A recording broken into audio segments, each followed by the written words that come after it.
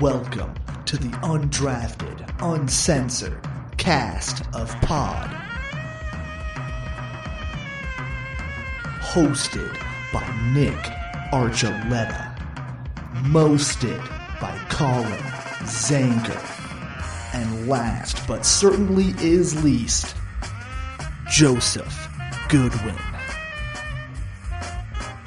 I'll do the same thing. Welcome in everyone to the Undrafted Uncensored, where Colin's making weird faces, and I'm hoping he's not having a stroke.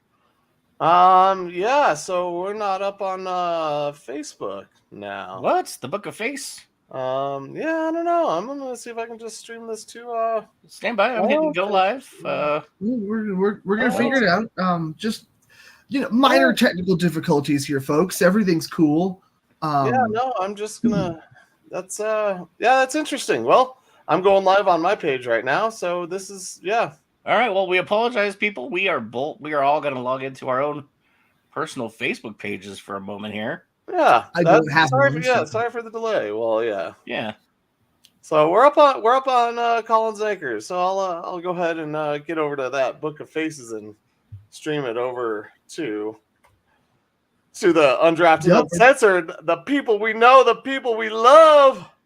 Oh, we also have YouTube. YouTube is live. That might end up being the way we have to go for something that says Undrafted Uncensored also. Go wherever you want, wherever you can find it. We're going to be there. Hopefully. Yeah. I clicked on the wrong one, I think. We're almost on Facebook. Okay. All right. So I'm trying. Welcome back to the Undrafted Uncensored podcast. Now on Facebook. We're live now. That's all right. Yeah, now on Facebook at this moment. All right. At least on one of our Facebooks. So we got Instagram. We've got 2 Facebook pages. We got everything else from E5280 because apparently they're cool. Yeah. And we're just a bunch of their shit works. Yeah. We love E5280. All right. Well, now that we've resolved Colin's near stroke. It wasn't a stroke. I was just very confused. You were just making weird faces. That's why I was like, "Oh, doing this," when you were doing it, and you're like, I wasn't a sun for a lot of today. I was too. Yeah. The sun and very 95-degree kitchen. Cramped press box. Yeah. Where there was no breeze, and the only fan was pointing at the nice PA man that was a hefty, older gentleman that clearly needed it more than me. Damn, so there's actually only one? Because if there was 2, it'd be OnlyFans. Touching you. There it is. La, la, la.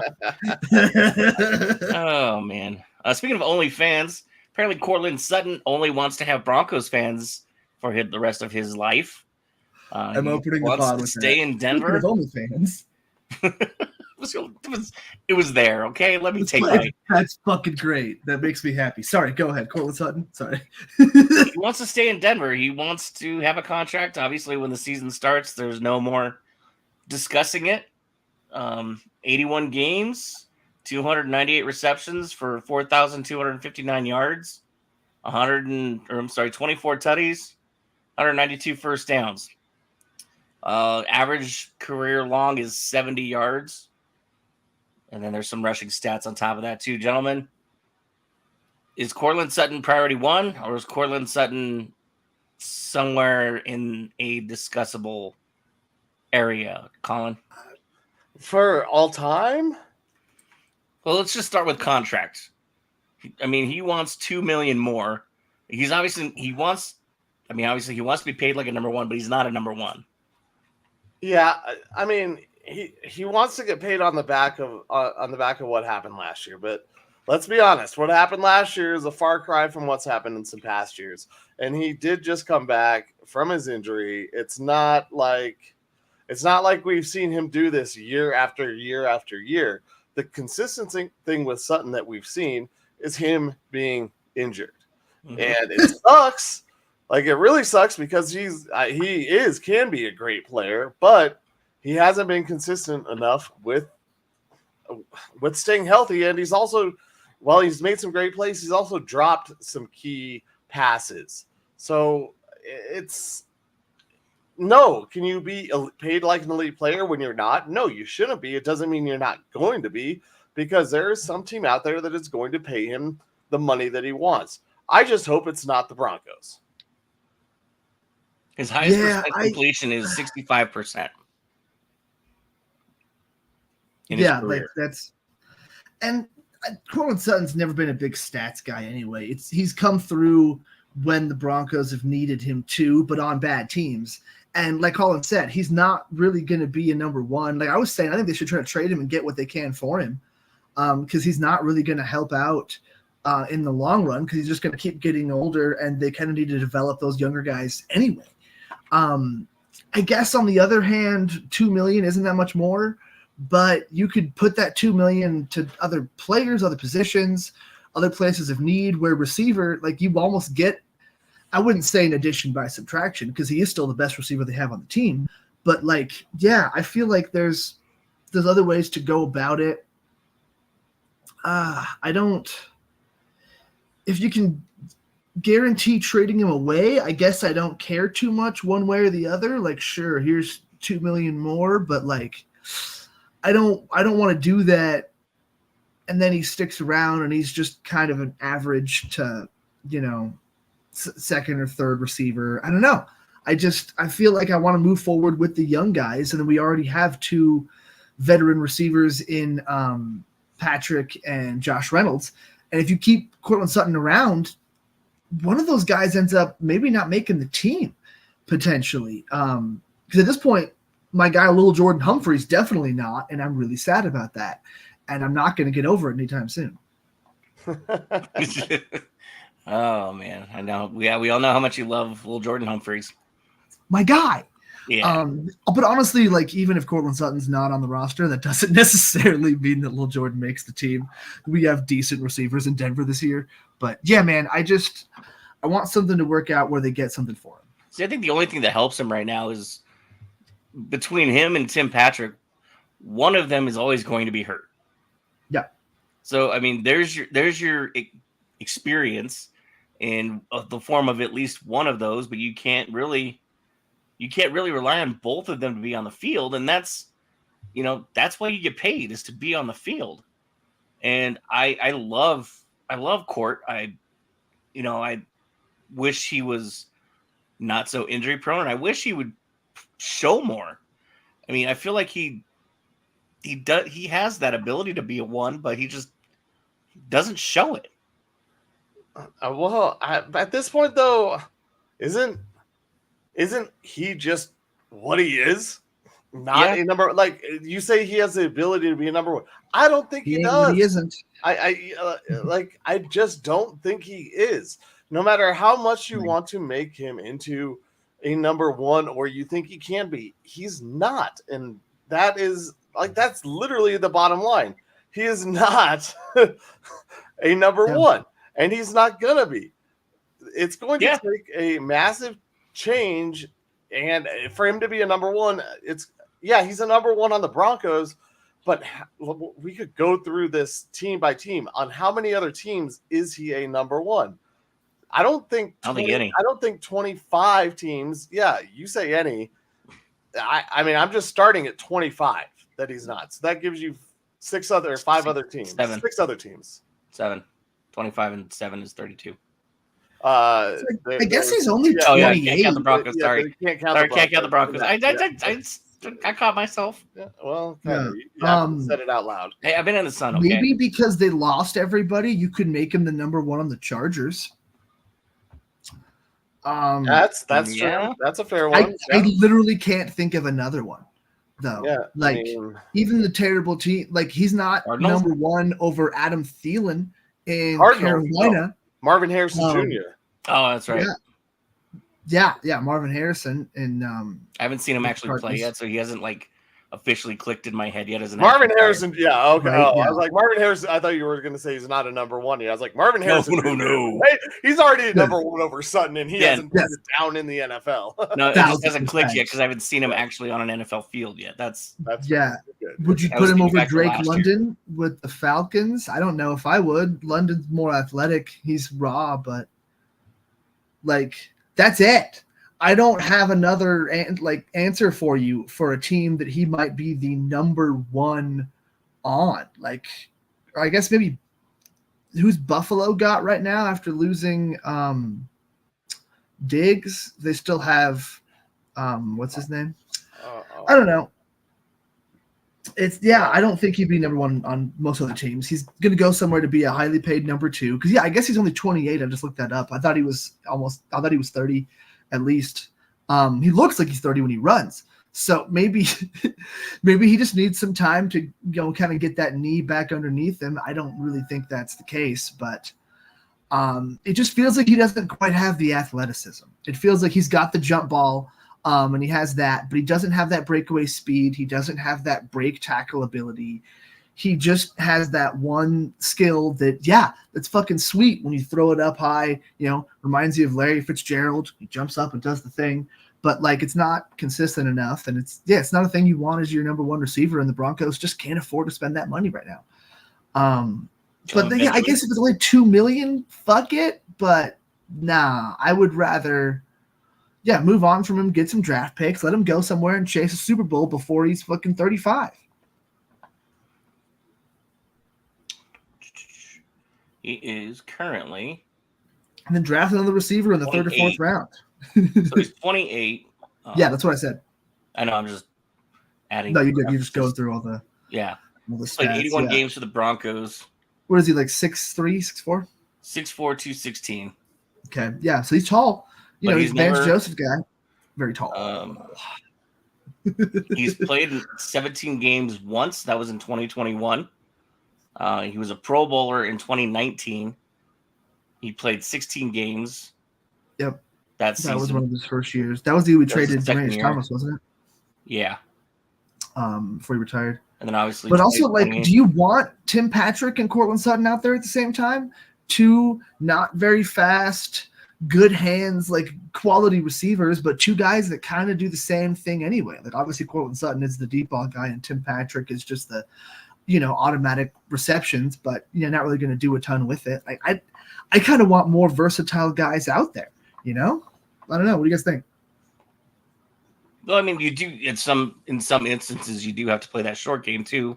If you can get to the red zone and, decide to do something. Oh, wait, no, never mind. They don't run the football, so they'll just pass it in the red zone. That I'm hoping will change with a new style with a not Russell Wilson. Hopefully they'll look like a real Sean Payton style offense where the run kind of sets up everything else, but they should still be able to move the ball through the air, like you said, with the short game. Thank you, everybody, for tuning in. We had some funky little mishaps with our stream, so some funky Cole Medinas. We know you guys are logged into different platforms than you're used to. We appreciate you for joining in. Don't hesitate to comment or join in on the conversation either. Yeah, please. So I don't know. I'm trying to figure out how to post it on our group page. This is just interesting, Yeah, there was something about they StreamYard and Facebook got in a fight or something.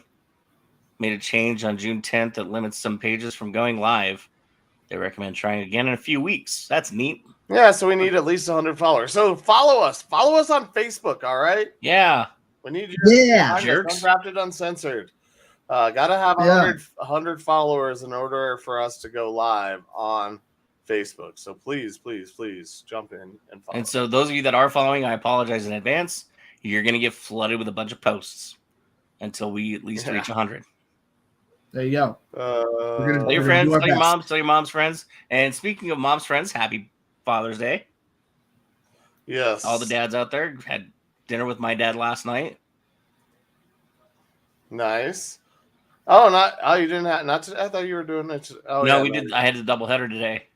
Yeah, I thought I'm mixing up my days. It's okay, dude. I still haven't stopped. I'm still going, and I don't have another day off. I think until next Thursday when I go see Blink 182. There you go. You're still going kind of like that ball I hit to left center field today. Yeah.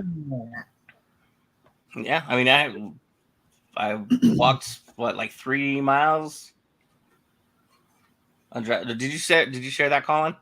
Yeah. The Undrafted? Okay. It's still not the live video, but That's good enough. Yeah, It gets him there. It's there. All right. Gets in there. We're figuring it out. Yeah. So I don't know. I keep seeing, obviously that's going to be the big news going into the season is Cortland Sutton his contract. There's some time off here. The players get to relax a little bit. What is it? 5 weeks that they get? 4 or 5 weeks here in between. Yeah. Probably 5 weeks, and then the rookies are coming in. There are a lot of rookies this year, so yeah. So I mean, it's a good time for maybe him to reflect too and see where he stands in the market. I mean, he can't compare himself to a lot of these guys that are getting big money right now. You can't.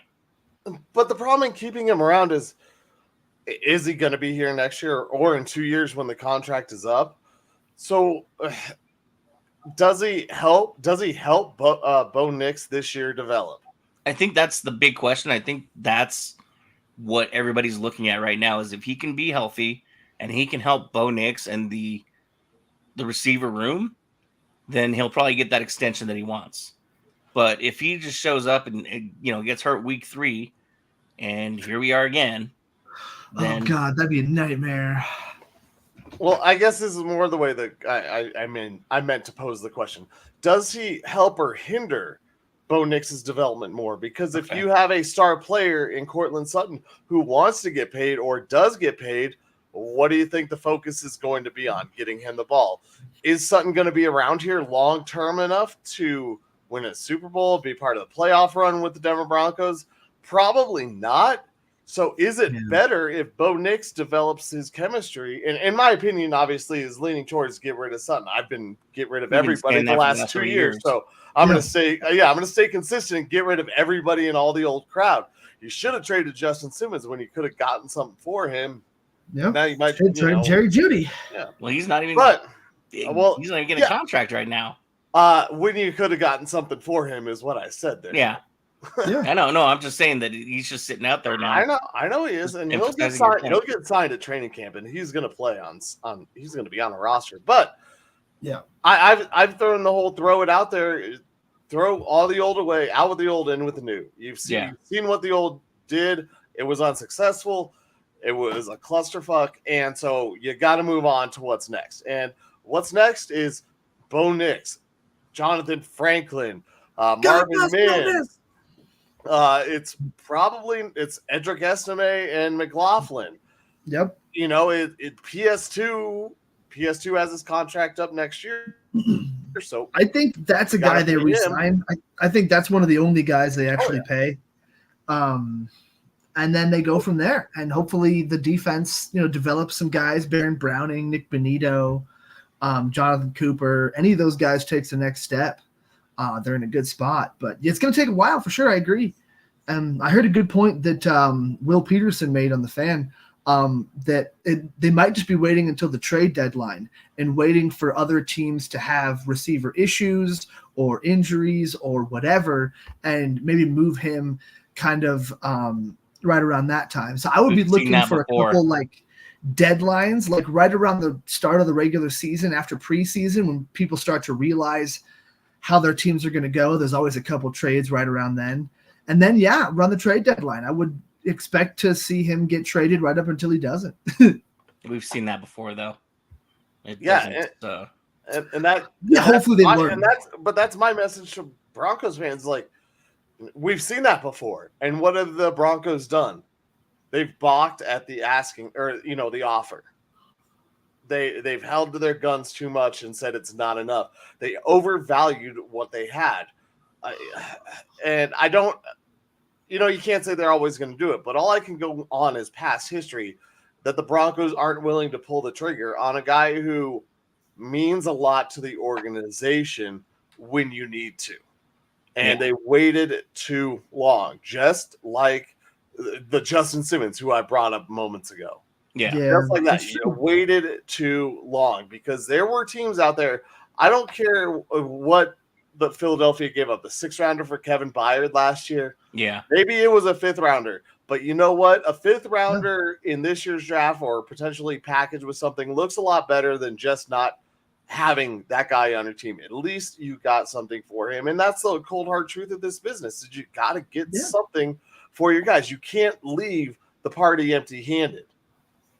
Agreed. Yeah. It's, and hopefully they've learned from that because of the because of the Justin Simmons lack of trade, because of not getting shit for Judy when they had a chance to. So if they don't, then the calls for George Payton's head are going to start getting louder and louder again because he's not necessarily gotten a pass, but we've gotten the idea that it's been more so Sean Payton and George Payton just kind of doing some stuff. But if they pull that same shit where they don't pull the trigger and don't fucking do anything, and it looks like they just have no plan and they could have gotten, better stuff, like people are going to lose their minds. People are going to get mad because now it's affecting the future of the team. We've been so starved for winning for so damn long, and now we're going through the rebuild that we've needed to go through forever. And if that starts to get, mismanaged and hindered in any way, Bronco fans are going to get pissed. They're not going to have patience for it. So I really hope that doesn't happen. But you know what? You're not totally off base, Colin. We can't just assume they're going to figure it out. Yeah, because then what? Cortland Sutton's a cap casualty next year when you're paying PS2. Exactly. That's literally what you're looking at. And compensatory draft picks. So Broncos, you have lost all of your leverage. That is the bottom line. They lost any player leverage they had by playing out last season. And I don't mean to beat this dead horse, but by playing out last season, winning your 8 games, getting a middle of the road draft pick. Yes, it is in the middle, Nick. You're not gonna say anything. You're not gonna. But they got their quarterback. They got their quarterback, and then next year you probably still have the opportunity, unless something crazy happens, to probably be picking in the top 5, which this year was Marvin Harrison after these amazing quarterbacks. Yeah. So. If Bo Nix is not the answer, then you have a chance at a quarterback this next year. But guess what? Then you're just putting this whole thing back one more season. So I told you, Nick, I hope Bo Nix works out. He will. But I'm still the guy that doesn't like to be the last one to choose your player, your quarterback. And I would have preferred, obviously, a guy like Jaden Daniels. But that wasn't where the Broncos were at. So this is where we sit today. Well, you got to remember too. The Broncos coach has a little bit of a personality issue too.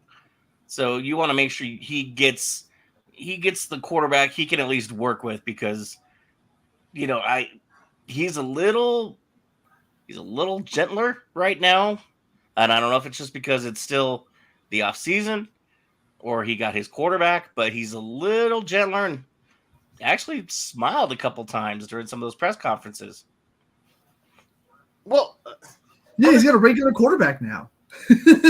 Yeah, but it's easier for him to pull the reins back from where he was than it was to start out like Hackett did and then to go very serious.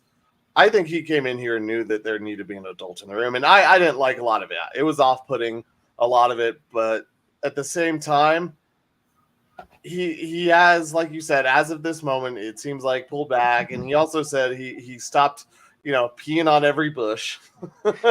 I think that was the quote. Like he basically was marking his whole territory last year. Yeah. And now that he's done that, everyone knows it's his show.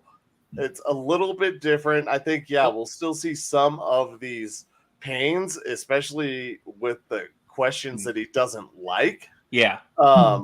That's going to be like that. That's the one where it's like, all right, when the Broncos are winning 3 games, like the prophet predicted, or less. You had 2. No, I had 3. No, you had 2.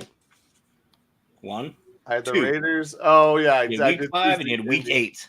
I did have the Indiana one going to the Colts. That's right.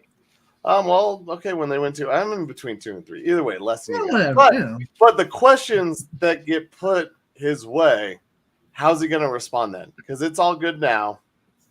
But is he playing nice in week 8? And here's the thing too, and we said, or I guess week 9 after they lose after winning their second game and last game of the season in week 8 over the Panthers. And here's the thing too is, and we said it after he drafted Bo Nix. You got your guy, you got your quarterback. Clock starts now. The Broncos faithful letting you clean house and pee on every bush and set your roster to the way you want it. You had that opportunity now. Peyton's still got a short leash because George does, because he's responsible for a lot of this stuff still. And at this point, after George, it's Sean. And the ownership has learned their lesson. They've learned 2 very valuable lessons. One of them is don't extend a quarterback before you've seen him play. And the other one is be mindful of what you do, because that can bite you in the ass in 2 years when you're still paying another team $50 million, a la the Colorado Rockies too. Apparently that's a thing right now. We just pay $50 million randomly to teams. I mean, where do I sign that check? Yeah, I'll take some. Thanks, guys. Jesus. Yeah. I can just as easily not play for the Rockies as Nolan Arenado can. That's all I'm saying. Or Chris Bryant. Yeah. Speaking of pissing, man, I pissed all over that baseball I hit to left center today. Oh, speaking of baseball, I hit a piss missile. Speaking of baseball, what'd you think of Target Field? Oh yeah. I forgot to add those to the rundown. It's all good. I did too. It's been a hell of a week. Target Field, it was awesome. The whole setup in Minnesota, pretty phenomenal. Literally, the Target Center where basketball happens, and Target Field are right next door to each other, and then not even a 15-minute walk, maybe a 15-minute walk. Yeah, probably a 20-minute walk. Is the Minnesota Vikings Stadium, US Bank. Just in the middle of nowhere, it felt like here's a neighborhood and here's a football stadium. It kind of did, but it also I think it fit really well. It did fit really well. Yeah, the way it's all designed is really great, easy to get to. Easy to get around to. The one thing I will say is that if you're getting around in Minnesota, don't walk on the sidewalks. Just take the Skyway, because people there don't know how to drive, or around pedestrians, they don't know how to drive. I literally almost got hit 3 times after getting off the train to walk 5 blocks to my hotel. Yeah. Because people were turning when I had my crosswalk.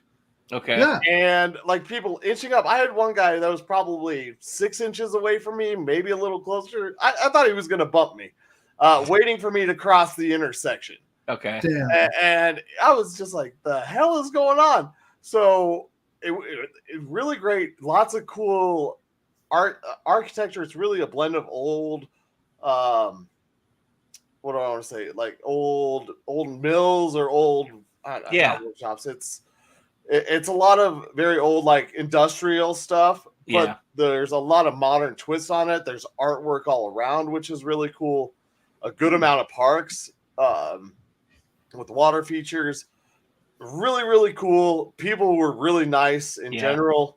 My Natalia, who was the host at the hotel, or the front desk agent, she recommended 2 phenomenal places to me, so that was a thumbs up. My first breakfast was unbelievable. Nice.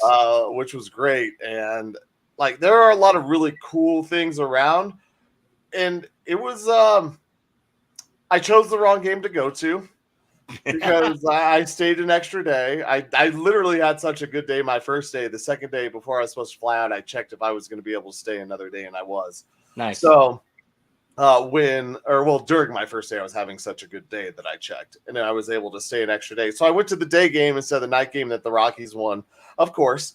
So I sat through a 37-minute rain delay. I contemplated taking off and started to walk out. Then they pulled the tarp. It was like, whatever, let's watch this. So I got to watch the Rockies score 4 runs, and then the Minnesota Twins put 8 up in there half of the inning. And it was over from there. I'm like, well, there's the bullpen. Yeah, I was sitting in a class, and I was getting the updates on my phone. And because I saw in your snap that you were over there, And so like I was getting the updates. I was like, oh, there we go. The Rockets put 4 up. Yeah. And I'm sitting there and my phone goes off again. And I look down. I'm like, that's 8 runs. The downfall begins. There's the bullpen. Yeah, well, it was a bullpen game. Gomber got Yeah. early. He had a bad day. He's had the last couple starts have been a little rough for him. Yeah, speaking of Nolan Arenado trade. Yeah. It was overall a really cool experience. I really liked it. I do hope to go back at some point because there were things. Oh, the greatest part about it. Okay. I forgot. Okay, so I posted the picture up when I first got there. I know I put it on my timeline and on stuff. They had a Minnesota Timberwolves montage picture, like literally painted on a wall that was almost lost my phone. I don't know if y'all heard that, but caught it. We're good. Hell yeah! They had this montage on the wall with all of them, so I gave them the finger. I'm like, they're still following me, and I knew I was in Minnesota. 2 days later, not even 2 days, actually 1 day later, the next night, it was already painted over. That's funny. And it was a totally different picture painted over the Timberwolves. So I got there the day that they took down the Timberwolves, picture, whatever, big wall painting. And it was pretty great. I'd like to say I caused the downfall of the Timberwolves. Yeah, you took them down. I took there him you go. I got to town. I gave him the finger, and someone was like, "Ooh, this guy, this visitor, Mr. Big Time Profit guy, doesn't like that. We better change it for him, Mr. Big Chest." And so no, I'm Mr. Big Hit today. Did I tell you guys I laced a double to left center field? Yeah, we've heard that a couple times. No, you didn't. Tell us more about it. But yes, and it's piss missile-esque qualities. It was piss missiled. There were there was literally, I'm pretty sure I heard like, whoa. I hit this morning really early in the morning, and he pissed excellence. I hit it hard, but yeah, Minnesota overall was really good. Like I said, don't walk on the streets. The Skywalk. If you take the Skywalk, it's a world of its own. Yeah. Oh, but downtown, give me some souvenir places. Oh yeah, dude, it was terrible. There are no souvenirs anywhere. No. I send postcards to my family everywhere I go. Okay. So anyone watching, you're not getting a postcard this time because nobody sold postcards. Target, Walgreens, the little bodegas. No one had freaking postcards from Minneapolis.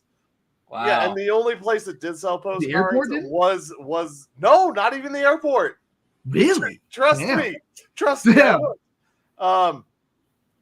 Your hotel didn't? No. No, hotels don't carry that crap anymore after COVID. Sometimes they do. Some do, but rarely. Not anymore. They don't. It's an overhead expense. It's not really worth it for many hotels. But nothing downtown carried it. The only place that did was a visitor center that I found out opened up at 10 a.m. and my flight was leaving at 9 a.m. So, I could have gone the day before. To be fair, I could have gone. I could have found it, but I figured Walgreens, a CVS, a Target, somewhere would have something, and it was a big fat zero. So that is really my only complaint. About Minnesota is that, the drivers don't walk on the sidewalks or stay on the sidewalks. Make sure there's no one within 100 miles of you crossing a street because they'll find a way to hit you. And sell some souvenirs somewhere. I couldn't find them, but the Skywalk is a city of its own. You could walk the Skywalk only and never go outside once your whole time in Minnesota. Yeah. You could not step foot outside and you would be perfectly fine. Well, it's also Minnesota and it's rainy and snowy and nasty a lot of the times. Yeah. So I had kind of what's funny is I had kind of the same problem when I went to the College Football Hall of Fame. So it was really cool, like at first experience, because you go and they give you like this lanyard and it's got your little tag on it. And, it's like field access or whatever. It's, just one of those cool things. But so you walk in and there's a guy that welcomes you and you basically have to scan it and you select your team. And everywhere you go, when you have those interactive boards, you scan it. So for me, it would bring up the CSU Ram and it would have my name. And then it would go into the story. And so it was really cool. And like when you're going through, you could even select when you select your team, it selects their helmet. And you have to look up at the wall. And I don't know if you saw the pictures of all the helmets on the wall that I posted. No. There's a big old wall, and it's got basically every football team up there, and it lights up your team when you select your favorite team. Okay, nice. It was really cool. So you didn't see my clapback? Where did you put it at? It's on our Instagram.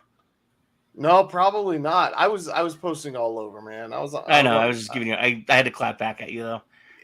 And you probably did. Oh, I think I remember you saying something.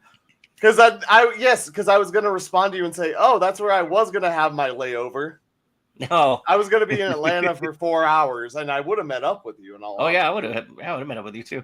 So the only thing that I hated was when I went to the gift shop. I'm expecting at least a little bit of every conference. No, dude, I was in the South. Yeah, I was gonna say I was in the South. Bama, LSU. I mean, the Dogs, SEC, ACC. I'm like, no, I don't. This is kind of bad. You should have gone in there and be like, "Can't pet that dog. Can't pet that dog. Can't pet that dog." Oh man. Well, so I got a question for you guys. Yes. Is the gentleman's sweep just a thing now? Is this what we're gonna do? I mean, the Celtics. It's been a thing for a while. The Celtics are, they could have ended that one easily. And for whatever reason, they're like, nah, we're only going to score 84 points. You guys, have fun shooting the basketball and feeling like you're going to win. And then for whatever reason, the Oilers decided to show up last night and put up a snowman. I'm like, you could spread those goals out throughout the entire series. You know that, right? They didn't know. But, I mean, last night, the Oilers owned. I'm gonna give credit where credit's due. And the Celtics, for whatever reason, just gentlemen. I mean, it honestly felt like both of these teams just wanted to win at home. Yeah. I mean, that is the title of this episode is Let's Be Gentlemen. And that was kind of, it helped me along because, I mean, obviously you read the rundown too. Yes. So we all figured it out. But I don't know. I mean, both of these teams, it just feels like they want to win at home. They don't. I can't blame them for, I would prefer to win in front of my home crowd than the visiting team anyway. Yeah. But, sometimes that turns into a bad idea too. That's the New York Yankees. I think it'd be really funny if either of these teams, whether it's the Mavericks or the Oilers, push it to a game 6 just to fucking kind of make, especially within the Celtics case, who I feel like, everyone's been talking about, they're playing with their food. But they just kind of don't feel like they have that killer instinct. Every game's been a blowout in this whole series, including the last one. So I wouldn't be surprised if they kind of falter again, but it would be really funny too to see them fumble the bag because this playoffs they've been better, but in the past they've been terrible at home. This particular Celtics team with Tatum and Brown and Horford, and then a bunch of other guys and Derek White for a while. But I would. I don't think anything's crazy is going to happen where the Mavericks actually come back and make this a series by any means, but I mean, it's definitely not impossible they'd take another win. The first 2 games they lost, Kyrie didn't show up at all. Finally does, and then Luka gets ejected. And their bigs finally feel like they're all healthy, and they can kind of do some stuff. Lively had hell of a game, whether it looked on the stat line or not. He was just on fire, playing super well. But again, the Mavericks didn't seem like they really gave a shit. The Celtics didn't seem like they gave a shit in that last game. So Dallas just kind of rolled. They trampled over them, other horse-related things. But yeah, man, I'm not going to pick Dallas, but it would be really funny to see them screw it up and have to win one more game, because then it starts getting in your head. Then it reminds them of what they did to the Miami Heat last year, where Jaylen Brown was chirping at, I think it was Bam or Jimmy or whoever, being like, don't let us get one. And then they did, and they won, 3 straight, and it went down to a game 7. Man, I would love that though. If Luka and Kyrie pushed him to a Game 7 in Dallas, but I don't think that's going to happen. But Game 6 doesn't feel impossible. I wouldn't necessarily bet on it, but if you like bad bets, bet on it.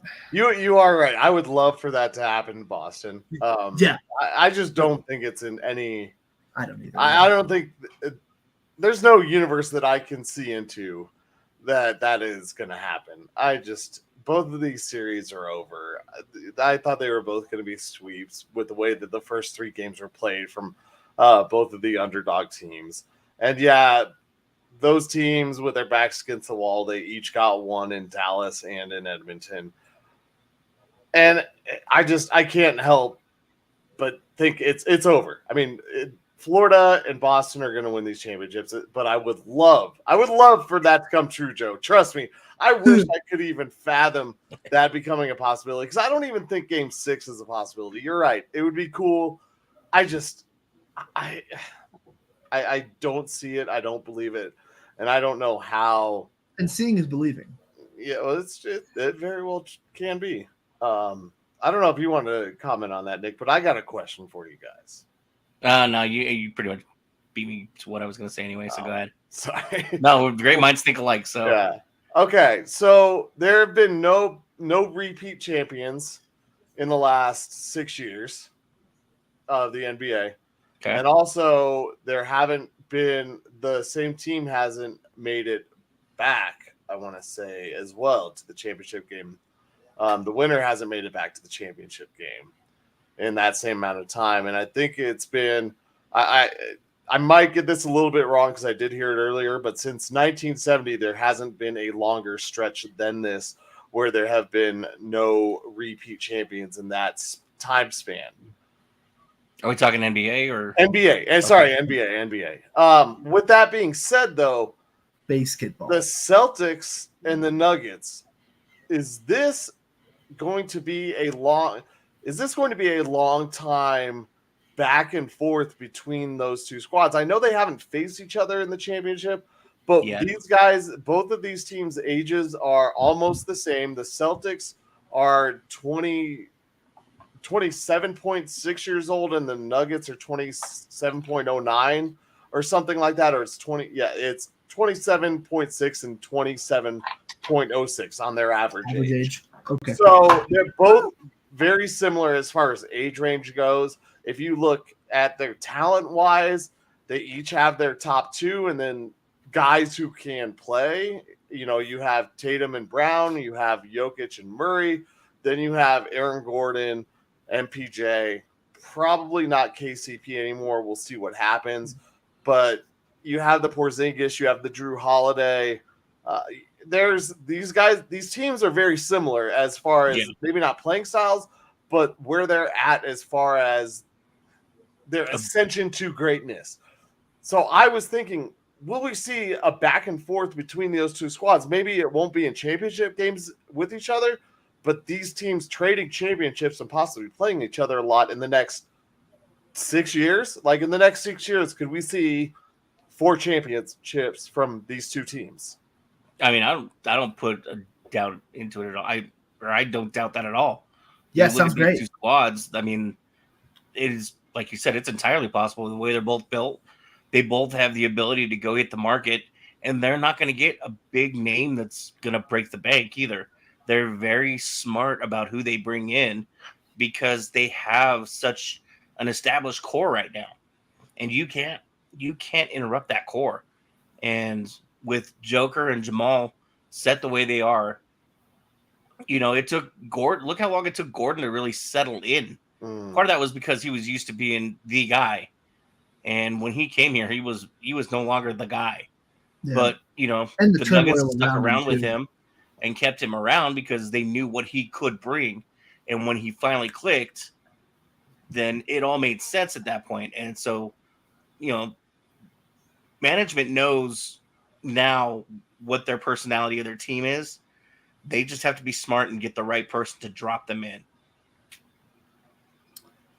Yeah, and I think that it's going to come down to the front offices of those two teams too, how they handle the new changes to the salary cap.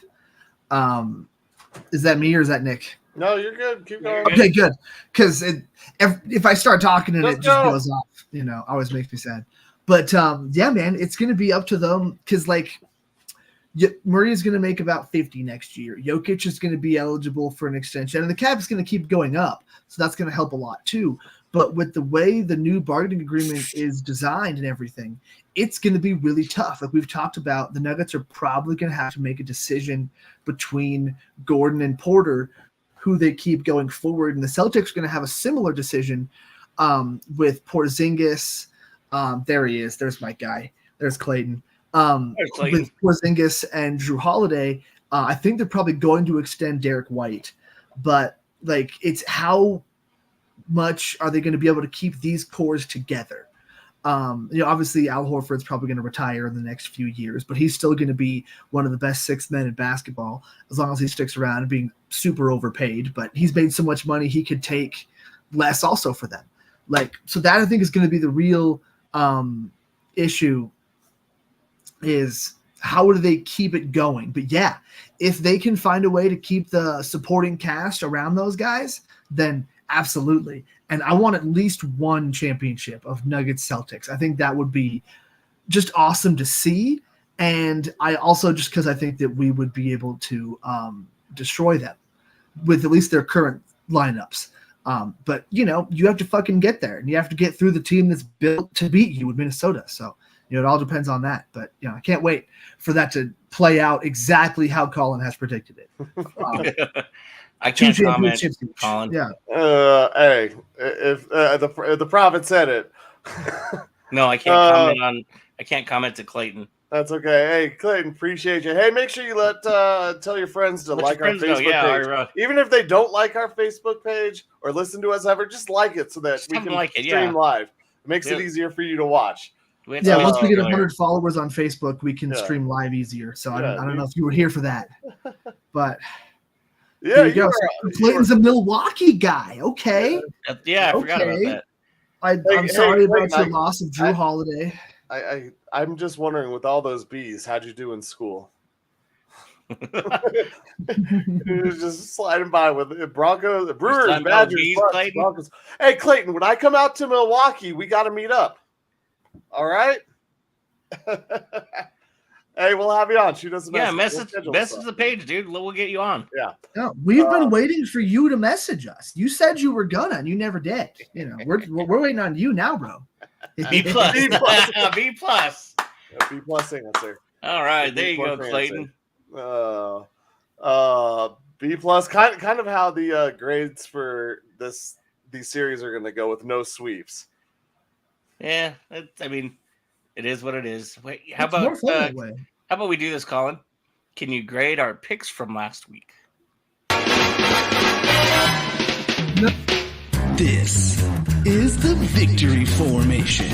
All right, boys, here we go. Best play in football. 6 right tight diamond victory on 1. Break. Okay, 3, 2, 1, it's jam. The Pick'em segment, proving that Colin Zanker is the most humble man in the history of time. Least. Featuring Nick Archuleta, wishing he was somewhere else. And Joe Goodwin, just kind of winging it.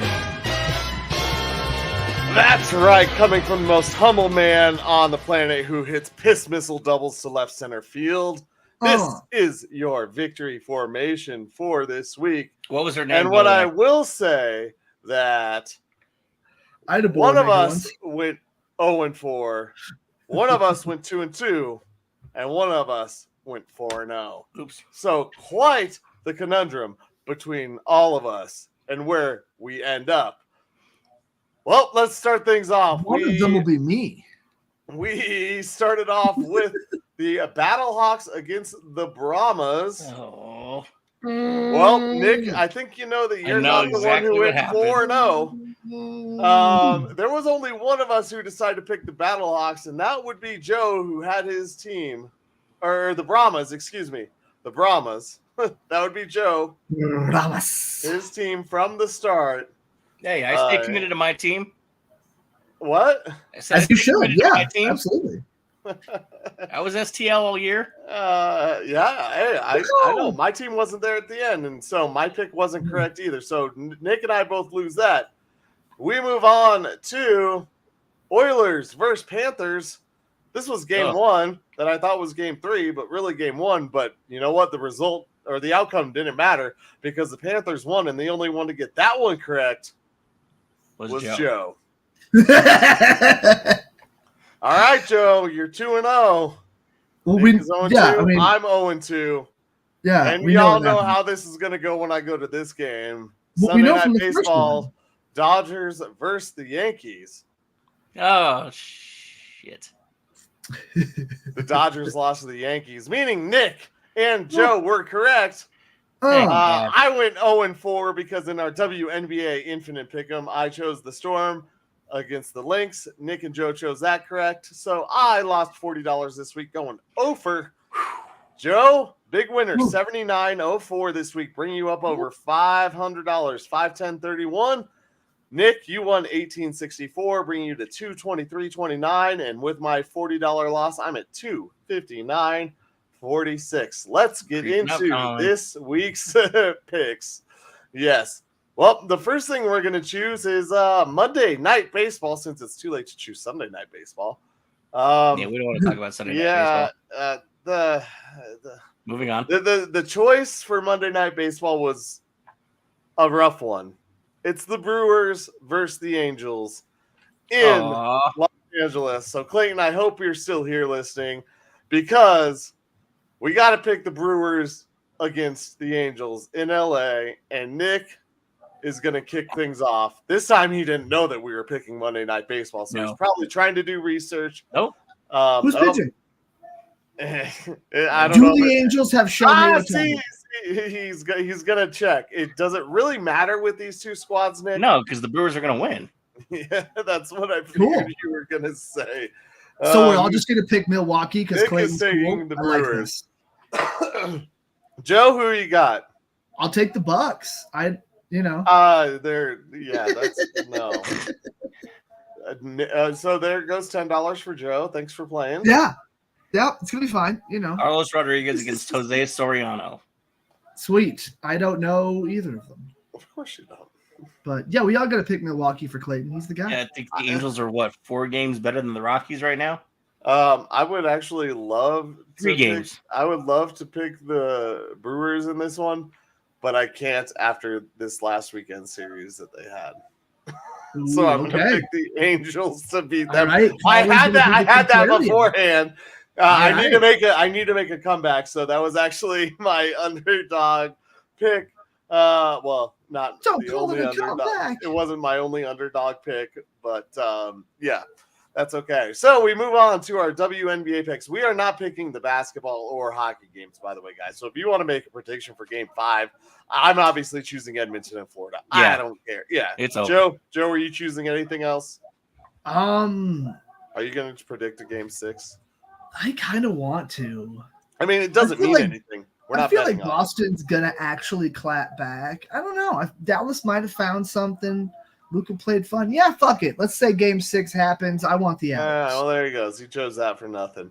Yeah, also, by the way, when Florida wins this series, that means all of our predictions for the hockey playoffs, Stanley Cup champion, are wrong because we all chose Edmonton like idiots. So if you listen to us and we all choose the same, you pick opposite. We move on to our WNBA picks. It is the Wings versus the Sky. This is Thursday at 10 a.m. Sick. 10 a.m. on a Thursday? Joe, who you got? That's awesome. I don't know anything about either of these teams. Chicago Sky has Angel Reese. Okay, I'm taking the Wings. The Wings are 3-9, the Sky are 4-9, so the Sky are better technically. Word, yeah. I mean, Angel Reese. I don't actually have anything against Angel Reese. That's just kind of funny. I forgot. Yeah, they all just clap back. Actually, Angel Reese popped Caitlin Clark today. Oh, yeah, I saw something about that. I figured my saying that would at least get one of you guys to go against the Sky. I do believe the Sky are more talented, and so I'm going to take them. I already had Sky written down. Sweet. It's just me. So guess It's what? just you. Oh, it's just Joe, so never mind.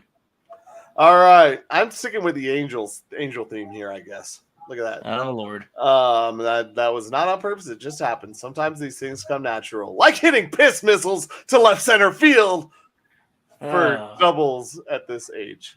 Would have been a triple any other time. All right. We move on to the NCAA baseball tournament.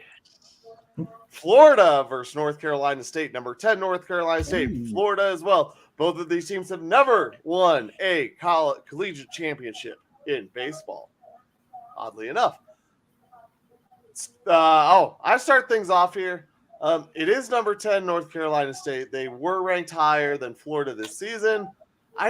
Maybe I am just going with underdogs, but I like Florida a lot. I also want my man Zach Veen to have something to celebrate. So give me Florida in this game.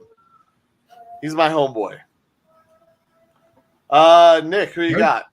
Yeah, I was thinking this. I don't trust NC State. Florida's been really good under the radar this year, and I don't know. They beat some good teams, so I got to go. As much as it pains me as a Miami fan, I got to go Gators. Joe, who you got? I don't know shit about any of this, so NC State. Wolfpack. Yeah. Speaking of, I was just gonna say not or Zach Veen or Rockies. The one thing I will say about Minnesota is, so I could not sit in right field because they have the specialty bleachers out there. Yeah, cost $100 some odd a seat. Yeah, it was $100 plus. That's so I got a standing room only ticket, which was cool. Only cost me a few bucks. Like, cool. I walk around. I do what I normally do. But I wish I was like, oh, home run deck, whatever. No, that home run deck gets some love over in left field. Oh, yeah. I should have sat over there. I did not realize how the ball traveled out to that home run deck. Yeah, I don't know if it's the way that that opening is in right field. It pushes the ball that way. But, dude, that's a wind tunnel towards left. Yeah, I did not realize because, man, that ball traveled in left field. Kind of like the piss missile I hit to left center today. All right, we move on to our last game. Yeah, you know who could hit a ball to that fucking balcony or deck or whatever? Colin could. I kind of hate celebrating my good day when we got beat by 6 runs, but that's okay. Yeah. I had a really good day. I'm happy for first good one of the season, real good one. But we move on to the other quarterfinal, Texas A&M versus Kentucky. Nick, you're up first. I gotta go Longhorns. That's Texas. That would be an Aggie. Sorry, I was watching the Women's College World Series the other night, so I got Texas in the head. So I'm gonna go with A&M. I think you just lost all credibility with all of Texas. Probably. I'm gonna take the Longhorns. Yeah, that's A&M. Yeah, my bad. You'll never have family down there. Oh, darn. Unless it's your exes living in Texas. Joe, who you got? Kentucky or Texas A&M? You know what? As much as I want to take the Longhorns, I think I'm going to take Kentucky. Joe is taking Kentucky, and I am actually also taking Kentucky. Did you know that Kentucky had never played in Omaha before? And a few years ago, they built themselves a $60 million baseball stadium. And look at what an athletics program can do. When you build it, the players will come, and they are in the quarterfinals. So, yeah, give me Kentucky. 2 stories that'll mean one of these teams wins the national championship for the first time ever. So, that does it for the Victory Information and the show. For this show, I'm just trying to. I think we're gonna send this one into space. Ooh, we're gonna go with space music tonight. All right. Well, thank you everybody once again for tuning in. Clayton, don't forget, message us. We'll get you on. Thank you everybody for participating tonight. Thank you everybody for listening, watching. Remember, tell your friends because apparently Facebook and StreamYard don't want to play together right now. So Yeah, I guess we're on gonna get Facebook. spammed. No, Well, we love nice. you. We love you. We're gonna spam you. For Colin and Joe, I'm Nick Archuleta. Thank you, Michael, and everybody over at 5280sports.com for hosting us. Happy Father's Day. Dad, I love you. Thanks for everything you've done for me. And until next week, sports, baby. Love you all. Happy Father's Day. Thanks, Kurt. Sports.